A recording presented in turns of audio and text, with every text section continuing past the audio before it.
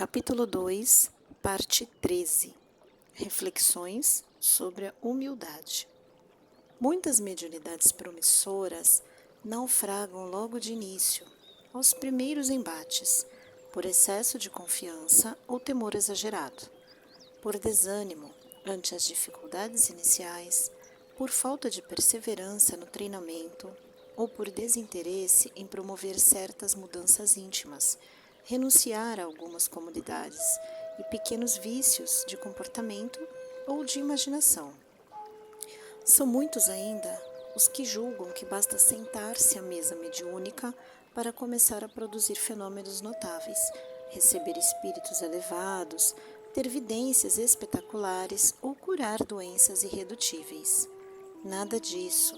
A primeira atitude é adotar-se, seja ou não este conselho tido como pregação, é a humildade.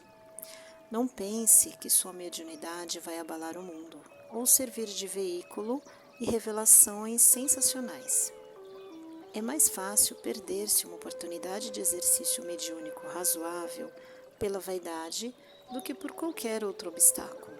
E mais desastroso porque, em vez de uma contribuição modesta, porém positiva, optamos pelo desacerto. Por outro lado, raramente a mediunidade se define com nitidez, logo de início. Por esta ou aquela faculdade, e raríssimas vezes ocorre tranquilidade, sem inquietações e perplexidades, as quais o médium, ainda despreparado, não sabe como esquivar-se ou controlar. Quase sempre, nessa fase inicial, os fenômenos são de variada natureza, como se houvesse um propósito deliberado em testar várias faculdades a fim de decidir qual delas é a melhor para aquele trabalhador específico. Acresce ainda que mediunidade equilibrada e funcional resulta de esforço, cultivo, aprimoramento não apenas da faculdade em si, mas do caráter e comportamento da pessoa. Em outras palavras, é resultado de um trabalho consciente, às vezes longo, monótono, cansativo e sem brilho a que muitos aspiram. Não é também para ser forçada. A esse respeito, esclarece Kardec em O Livro dos Médiuns. A faculdade de ver os espíritos pode, sem dúvida, desenvolver-se, mas é uma das que convém esperar o desenvolvimento natural, sem o provocar, em não se querendo ser joguete da própria imaginação.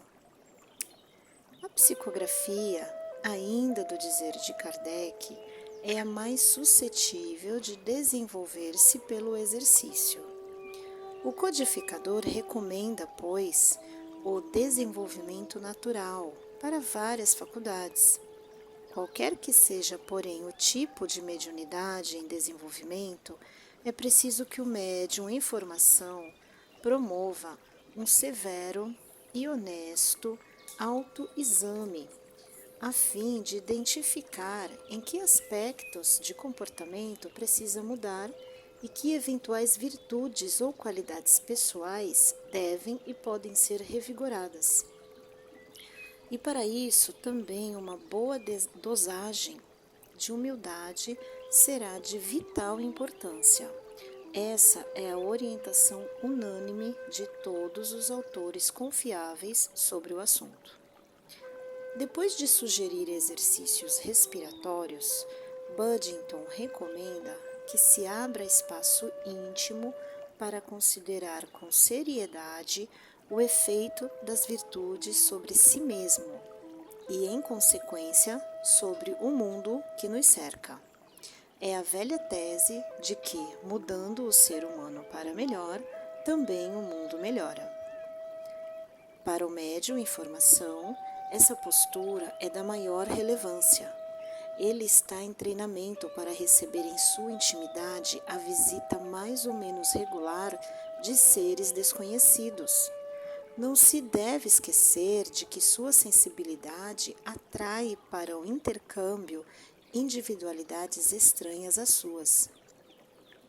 Esforçando-se para viver não um clima de santidade impossível, mas de honesto propósito de servir com o que tem de melhor em si, estará atraindo aqueles que têm afinidades com esses propósitos, e não os que, ainda desarmonizados, só lhe poderão criar dificuldades adicionais.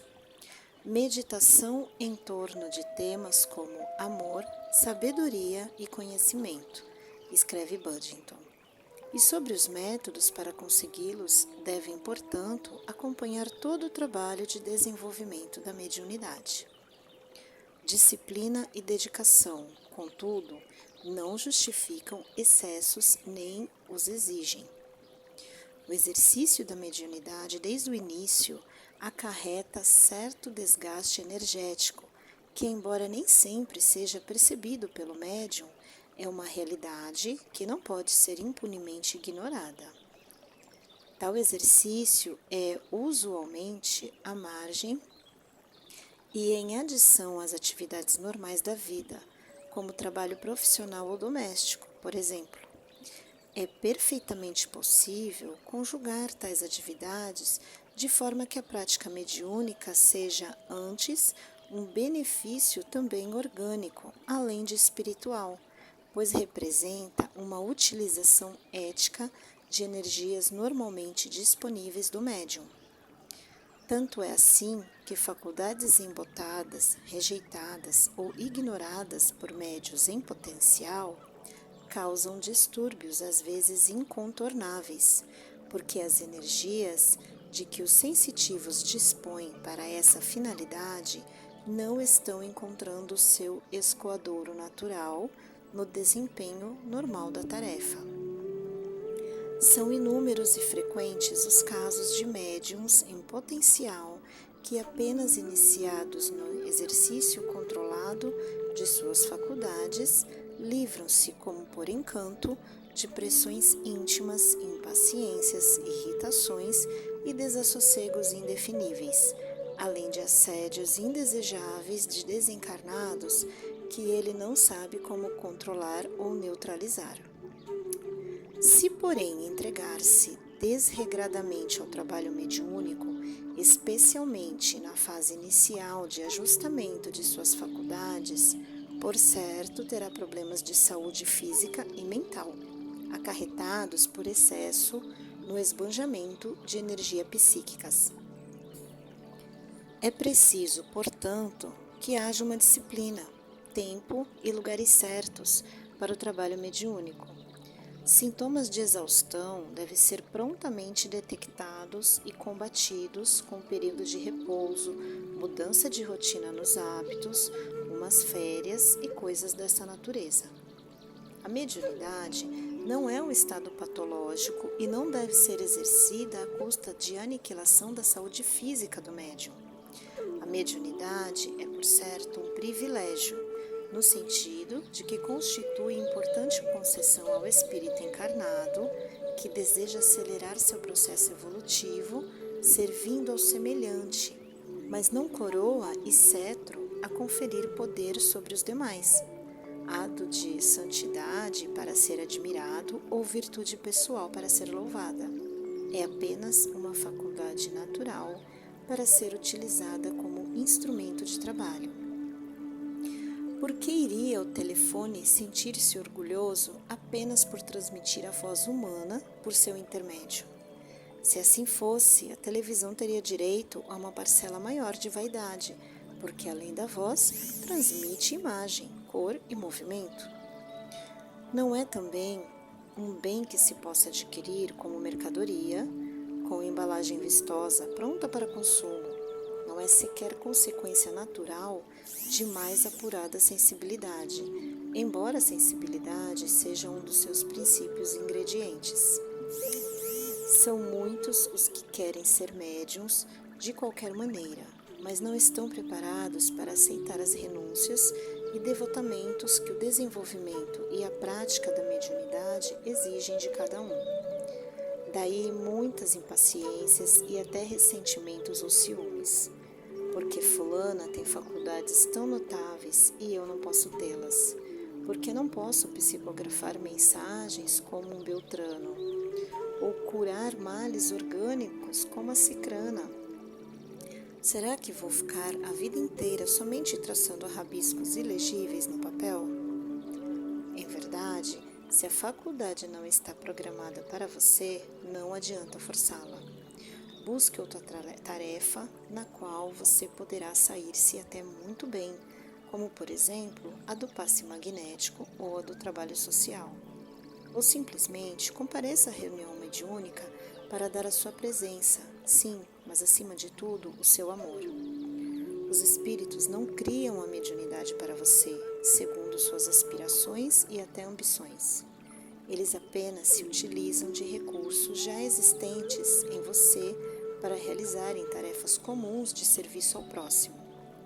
Se você não dispõe daquele mínimo necessário sobre o qual eles possam construir alguma coisa, desista da mediunidade desejada e dirija seu esforço e boa vontade para outra direção. Afinal de contas, a mediunidade é apenas um dos muitos caminhos para a evolução. E aqui estamos de volta ao tema da humildade. É preciso ter humildade tanto para desenvolver faculdades latentes mais óbvias, seguindo procedimentos adequados, quanto para aceitar a condição de que sua tarefa não é ali, mas sim alhures. Ou seja, você não está programado para ser um médium ou, se está, não para as modalidades que você gostaria de exercer. A regra aqui é fazer o que podemos e devemos, e não o que desejamos. É bastante conhecido o drama íntimo de Ingres, pintor e desenhista francês, que muito desejava tocar violino, no qual era apenas medíocre, em prejuízo da pintura, na qual era um gênio.